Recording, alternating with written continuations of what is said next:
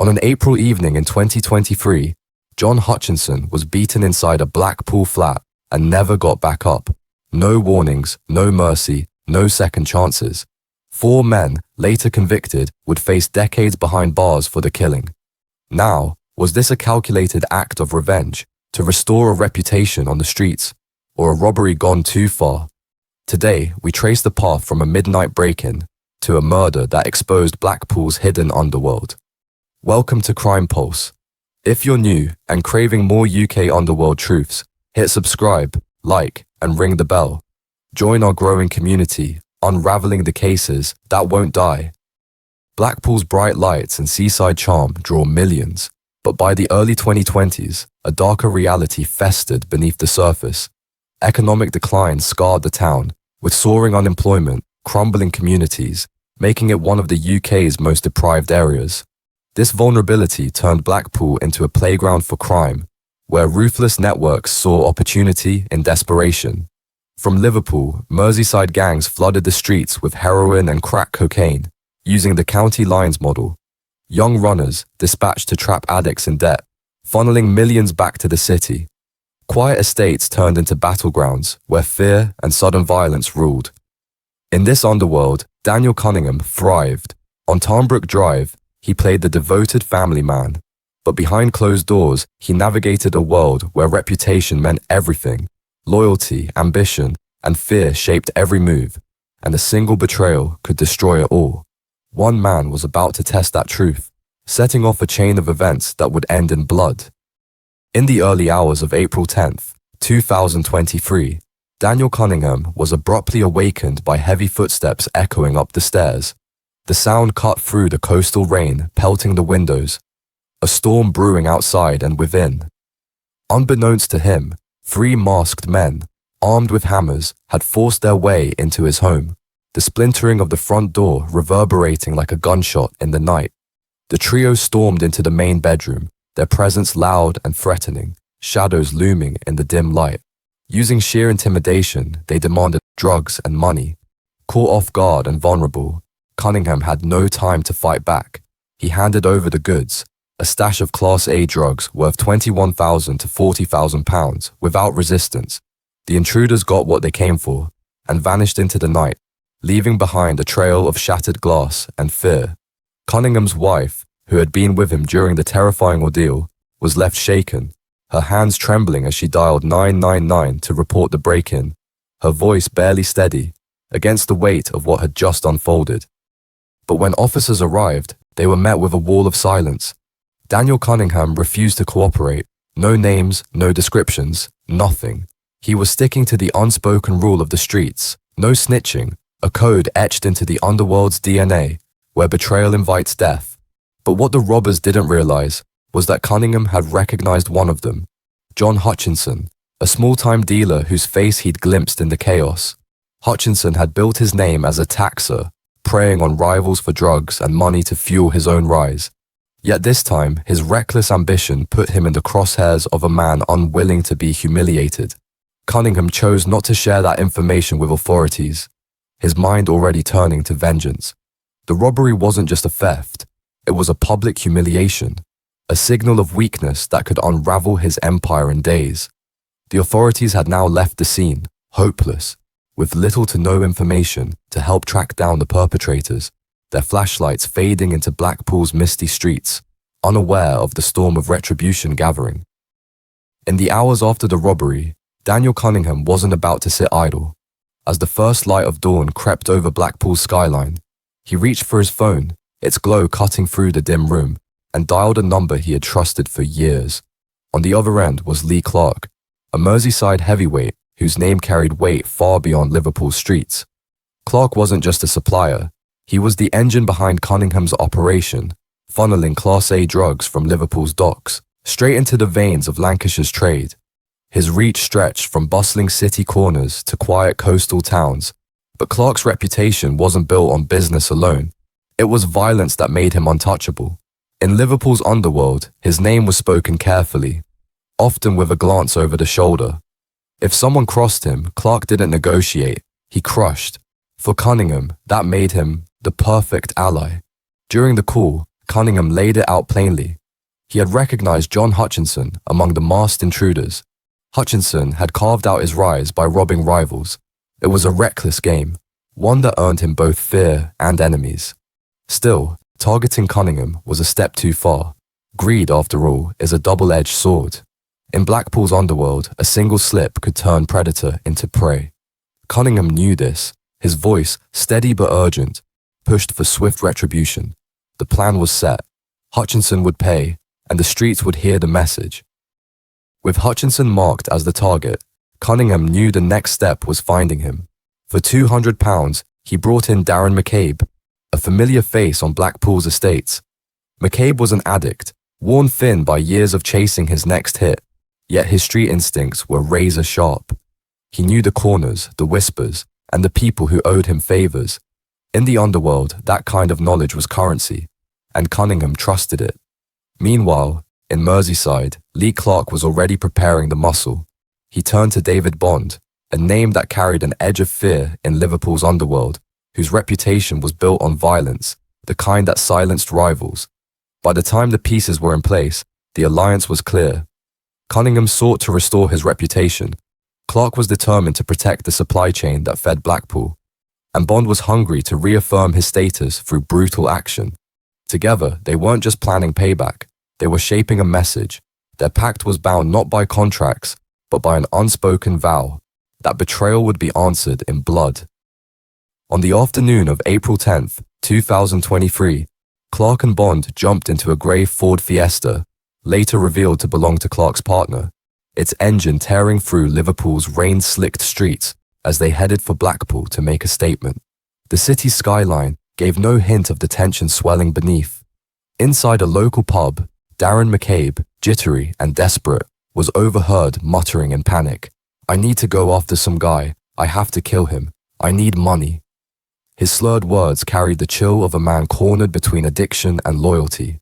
Moments later, he stormed out, making for Hutchinson's last known address. At the door, he was met by Hutchinson's girlfriend. Brandishing a knife, its blade catching the dim light, McCabe waved it threateningly, delivering a grim warning. "The Scousers are coming for Hutchie. He'll be a dead man soon." Terrified, she called Hutchinson immediately, her trembling voice relaying both the threat and McCabe's disturbing behavior. Gripped by fear, Hutchinson fled, seeking refuge at a friend's flat on Scorton Avenue, hoping to ride out the storm unnoticed, but it was already too late. McCabe's persistence and street instincts had led him straight to the hideout. Hutchinson thought he was safe in disguise, but he had crossed a man whose reputation in Blackpool's underworld was built on ruthless precision, and now it was all hanging by a thread. In that world, being the victim of a robbery isn't just a setback, it's humiliation. It screams weakness, and weakness invites predators. Cunningham knew he had to act fast, before whispers spread through the streets and rivals circled, ready to tear into his empire. The word finally came through. John Hutchinson's hideout had been confirmed. Back at Cunningham's house, the trio waited in silence, tension pressing down like a weight. The plan was simple but brutal. Break into the flat, reclaim the stolen goods, and send Hutchinson a message he would never forget. Still on April 10th, just after 6 p.m., they set out. Darren McCabe took the wheel of the grey Ford Fiesta, its tires hissing against the wet Blackpool streets. The seaside town, usually alive with holiday lights and arcade chatter, was about to be scarred by one of its most violent drug-fueled attacks. Armed with a hammer, a wooden pole, and a metal bar glinting under the drizzle-soaked street lamps, the group were captured on surveillance just blocks away, moving with grim purpose, their shadows cutting through Blackpool's neon glow. McCabe stayed back, the getaway car idling like a patient predator, while the others closed in on Scorton Avenue. The door shattered with a single blow, glass exploding outward, in a sound that cracked the quiet street like a gunshot. Inside, Hutchinson and a friend froze, fear locking their bodies before escape was even possible. David Bond dragged Hutchinson to the ground, and what followed was pure savagery.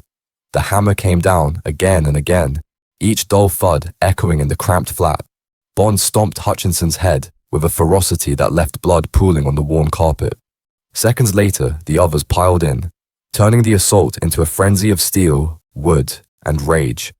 Beaten, broken, and gasping for air, Hutchinson finally gave up the location of the stash, later valued between £21,000 and £40,000. The goods were recovered, the flat left in ruins, and Hutchinson barely clinging to life. For Cunningham, the mission was complete. The drugs were back in his control, and the message was unmistakable. Crossing Daniel Cunningham came with a heavy price. But as the trio vanished into the night, another truth lingered. Violence this public, this brutal, never stayed contained. The question was no longer whether Cunningham had reclaimed his power, but had their violence gone too far, and who else might be watching, ready to exploit the chaos? A neighbor, alarmed by the chaos, called the police, their voice trembling as they described the sounds of violence, piercing the evening calm. Officers arrived shortly after 7 p.m. to a grim scene. Hutchinson slumped over the sofa, severely battered, blood pooling beneath him, the air thick with the metallic tang of violence. But even in that state, he refused both medical attention and to identify his attackers, clinging to the street code that had shaped his life.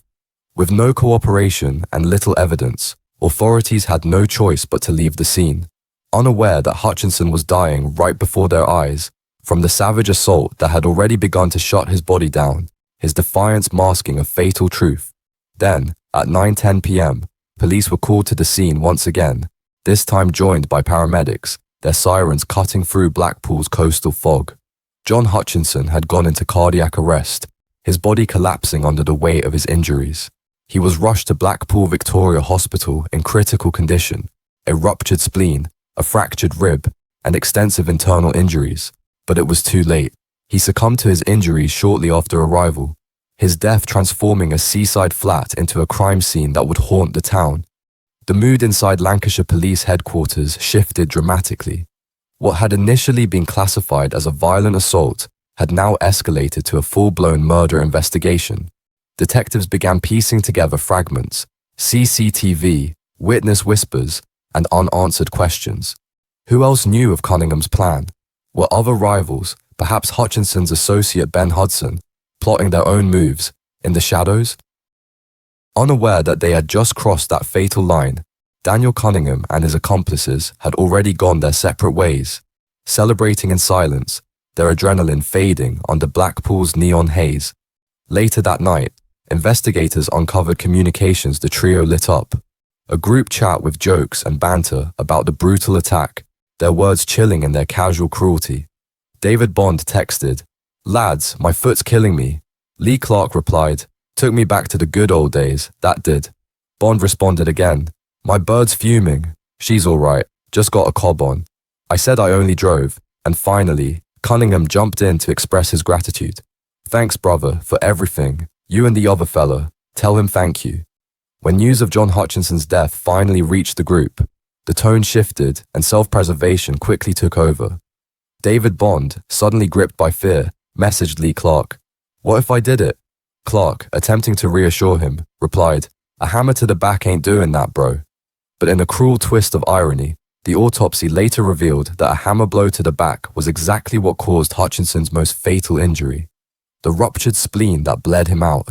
The group's bravado crumbled as the weight of their actions settled in, the spectre of justice closing in, like Blackpool's encroaching tide. With mounting digital evidence, witness statements, including one from Hutchinson's girlfriend, who recounted McCabe's chilling knife threat, and detailed phone records mapping their every move, the authorities were ready to strike. On April 11th, 2023, at 1:15 p.m., police moved in, their boots heavy on the pavement of Tarnbrook Drive. Daniel Cunningham was arrested at his home, caught mid-conversation on the phone with none other than Lee Clark, his voice cut off as handcuffs clicked shut. News of Cunningham's arrest quickly rippled through the group, panic spreading like wildfire. In response, according to reports, David Bond advised Clark, in a desperate attempt to cover their tracks, "Launch your phone, bro. Make sure you get rid of the hammer and get all that shit in a fresh JD bag." But by then, the damage was done, the digital trail too clear to erase. As the investigation intensified, more arrests quickly followed. On April 15th, David Bond was taken into custody at his mother's home in Crosby, Liverpool, the weight of his actions sinking in. Lee Clark was arrested at his residence on Green Close, Prescott. his empire unraveling. Darren McCabe was found and detained on Talbot Road, Blackpool, his gaunt face betraying the toll of his choices. The net had closed, but the question remained, would the underworld's code hold, or would someone break? With the key players in custody, simultaneous interrogations were launched across Lancashire and Merseyside. The air was thick with tension, as detectives worked to unravel the brutal events of April 10th. Daniel Cunningham, adhering strictly to the underworld's code, offered nothing but silence, using it as a shield against the mounting evidence. Lee Clark admitted to breaking into the flat and assaulting someone he vaguely described as the baldy one, a deliberate attempt to muddy the waters, the description failing to match Hutchinson. Darren McCabe, perhaps feeling the weight of his actions, told investigators that David Bond had wielded the hammer, though he claimed he only saw it after they had fled. Each account, filled with half-truths and deflection, only tightened the noose as detectives pieced together digital evidence, forensic findings, and witness statements into a damning puzzle. The day of reckoning arrived at Preston Crown Court. The courtroom was tense, every eye fixed on the four men responsible for one of Blackpool's most vicious drug-related killings. Lee Clark and David Bond, the enforcers of the savage attack, were found guilty of murder. Their roles in the hammer assault, undeniable. On January 16, 2024, sentencing confirmed the magnitude of their crimes. Clark received life imprisonment with a minimum term of 27 years, alongside an additional 9 years for his involvement in drug trafficking, his Merseyside empire crumbling under the weight of justice. Bond also received a life sentence, with at least 24 years to serve, plus a 6-month sentence for drug offences. Daniel Cunningham, the orchestrator of the plot, was convicted of manslaughter, his carefully planned revenge having spiraled catastrophically out of control. He received 18 years, with a 6-year concurrent term and an additional 2-year consecutive sentence for drug-related offences, totaling 20 years that stripped away his Tarnbrook Drive life. Darren McCabe, the street-level hunter, was convicted of manslaughter as well and sentenced to 16 years, his addiction-fueled loyalty leading him straight to a concrete cell. The combined sentences, over 85 years, sent a clear message. In Blackpool's underworld, betrayal and violence come with an unforgiving cost. In the end, what began as a robbery spiraled into a brutal act of vengeance, fueled by ego, reputation, and the ruthless code of the streets. 4 men now sit behind bars, and 1 man lies dead, his grave a testament to the underworld's unforgiving arithmetic. Thank you for watching Crime Pulse. If this deep dive into Blackpool's hidden wars has gripped you, like this video, click subscribe, and hit the bell for more unflinching exposés on the cases that haunt Britain's streets.